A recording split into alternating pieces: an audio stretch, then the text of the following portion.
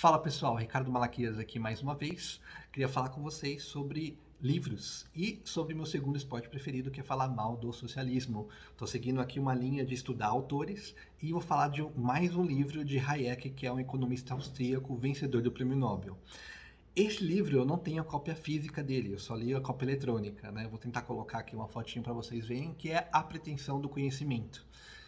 Ele é interessante porque ele é o discurso de Hayek quando ele recebeu o prêmio Nobel. E ele foi bastante consistente com toda a sua trajetória. Ele recebeu esse prêmio Nobel, foi uma surpresa para muita gente na época, porque até então quem recebia o prêmio Nobel, ou pelo menos aquele período de prêmio Nobel em economia, eram grandes expoentes do planejamento central, enquanto ele era super contra essa ideia de planejamento central. Ele era a favor de uma descentralização da economia. Né? E ele foi super consistente logo nas primeiras palavras dele, quando ele fala ao receber o prêmio Nobel. O prêmio Nobel confere a um indivíduo uma autoridade que em economia nenhum homem poderia concentrar, não vá além de sua competência. Faça um juramento de humildade. Então ele é muito humilde aqui e fala assim, olha, eu posso ter descoberto coisas, mas longe de mim querer ser a pessoa que entende tudo sobre economia. Então essa é uma atitude muito diferente de quem ele critica, que são os intelectuais que acreditam que podem controlar a economia. Tem até um debate famoso dele contra Keynes. Né? Keynes era uma pessoa que queria simplificar a economia e falar que com poucas manobras você pode controlar a economia. Esse foi um grande debate do século XX. Eu não li o livro, vou até fazer um livro específico sobre isso, sobre Hayek versus Keynes, não agora, mas é um debate muito intenso, porque mostra a diferença entre controlar a economia e preparar para a economia para que ela mesma se auto-ordene. Né? São duas coisas completamente diferentes e aqui que está a raiz da divergência entre Keynes e Hayek naqueles momentos. Além disso, o que mais ele fala sobre no discurso quando recebeu o prêmio Nobel? Né? Ele vem de um caminho que para mim é muito interessante, que ele vai comparar as ciências físicas, principalmente a física, mas também se coloca a química, a biologia, comparada à ciência ou os estudos econômicos. E vai dizer que é tudo muito diferente. Por que é caro a mim? Eu me formei em física, fiz mestrado em física, já falei aqui sobre a diferença entre ciência, que eu vi no livro de Karl Popper, né, a lógica da pesquisa científica, e ele reforça aqui o tema que são duas coisas completamente diferentes. Os métodos que a gente aplicou com bastante sucesso nas ciências físicas e que nos permite prever como as coisas vão acontecer, né, e essa previsão permite manipular a natureza ao favor dos humanos, né, com a engenharia. Então hoje existe celular, existe televisão, existe internet, porque a gente conseguiu manipular como os elétrons funcionam e tudo mais, como eles caminham, e tudo isso deu poder indiscutível à física. E esse poder foi tão grande, que as pessoas quiseram replicar isso para as ciências sociais. Né? Ou seja, eu entender qual é a lógica por trás da interação dos humanos e poder comandar e desenhar essa interação ao meu bel prazer. Isso não acontece. Acho que essa é a principal conclusão do trabalho de Hayek. Né? A gente já viu nos outros vídeos, seja do Caminho da Servidão, seja no segundo livro, que para mim é o melhor, Os Erros Fatais do Socialismo, quais são os conceitos por trás disso e por que ele enxerga que não há alternativa para essa engenharia social. Ela não existe e nem pode existir. Então, por isso que eles descartam um pouco o uso da matemática na economia, não no sentido que ela nos permita nos dar algum insight, ela muito mais evita alguns caminhos que matematicamente impossíveis, mas não queremos dar uma falsa precisão. Esse é o problema dele com a matemática na economia, que a gente consegue prever milimetricamente o que vai acontecer. Por exemplo, se a gente aumenta a taxa de juros, o que acontece com a taxa de desemprego, que é o grande debate com Keynes. Né? Será que eu consigo ter essa precisão? Não, consigo ter uma ideia geral, isso a matemática ajuda, mas não como uma ferramenta fundamental e que nos dá uma falsa precisão de como as coisas acontecem. Tá?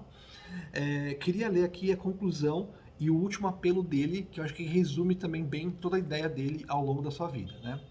O reconhecimento dos limites insuperáveis do conhecimento deve, de fato, ensinar ao estudioso da sociedade uma lição de humildade, que deve impedi-lo de tornar-se cúmplice na luta fatal dos homens pelo controle da sociedade.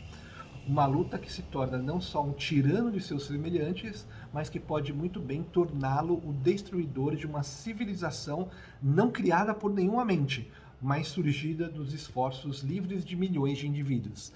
Aqui ele tem duas ideias muito importantes. Primeiro, ele quase que direciona esse discurso para os intelectuais que acreditam estar fazendo bem, que na verdade estão ajudando numa briga de poder que sempre aconteceu na humanidade, né? Essa briga de quem quer mandar, né? Agora, colocar uma ideia que justifique essa orientação de alguém tem que mandar, ela pode ser muito pior do que deixar a coisa acontecer naturalmente, ou seja, sem nenhuma intervenção. Então, não participe de esforços para matar milhões de pessoas simplesmente por achar que uma ideia é melhor que a outra, né? Então, não atravesse essa linha. E o segundo ponto é no final aqui que ele fala que a ideia não foi criada na cabeça de poucas mentes e a gente vive em função de ideias que foram criadas no passado, mas assim é uma auto-organização que aconteceu com a interação de milhares e milhões de indivíduos ao longo da história. Simplesmente a gente acreditar que isso é uma obra de uma ou poucas pessoas, de uma forma consciente, conseguiu construir essa economia, seria uma ingenuidade. Então essas são as duas ideias principais dele. Queria falar um pouco também sobre outra ideia que ele coloca aqui no livro, que é o conhecimento está disperso na sociedade. Então, muito relacionado com a auto-organização que a gente já discutiu em vídeos anteriores, tá? Planejar tudo a longo prazo é uma coisa que não faz sentido. Todo mundo que tentou planejar alguma coisa, o que quer que seja, né? A gente sabe que o mundo muda muito, o mundo gira, né? E o que você planeja para daqui 2 semanas talvez não seja verdade. Então, esse grau de certeza e planejamento não é possível fazer de uma forma centralizada.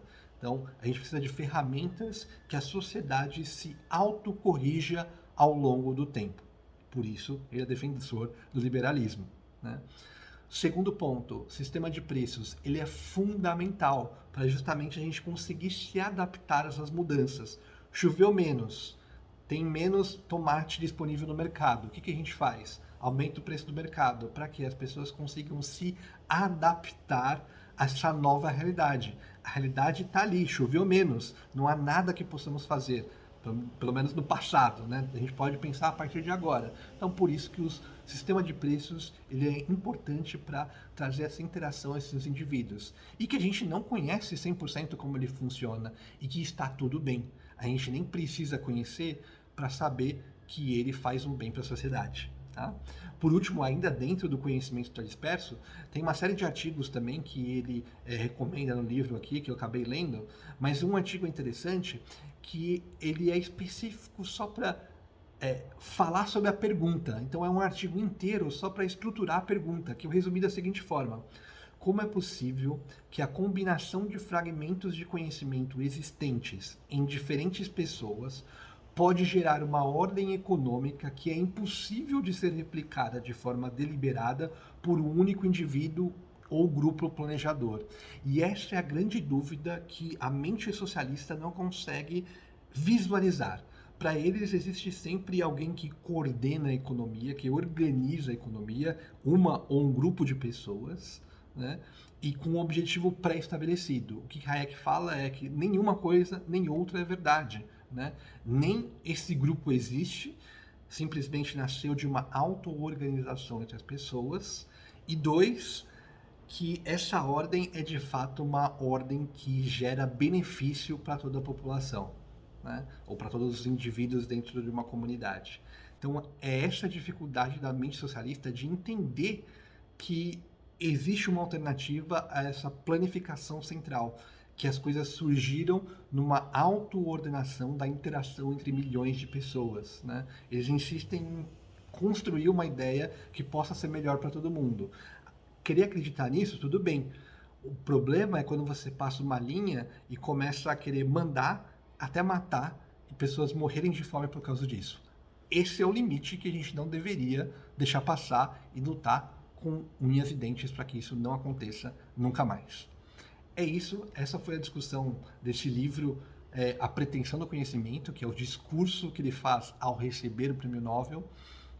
Muito interessante e muito legal para finalizar esse pensamento de Hayek, tá bom?